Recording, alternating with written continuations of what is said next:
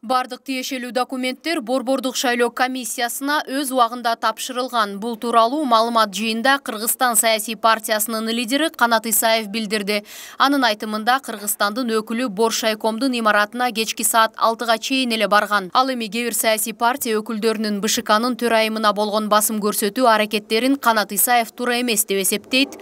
Алар өз кызыкчылыктарын көздөп, артында 100 миңдеген колдоочулары бар фаворит партиялардын бири Кыргызстанды шайлоодон четтетүүгө аракет жасап жатат, деди Канат Исаев. Ушул шайлоо комиссиясынан 100 миңдеген артында эли бар партияны четтетүү буга жол бербеш керек.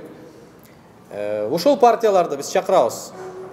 Дебаттарда шайлоочулардын добушун биз мындай акыйкаттык менен мыйзамдуу жол менен албайлыбы. Бүгүн эми Кыргызстан партиясынын баардыгы ушу фаворит партиялардын бири деп эсептейт.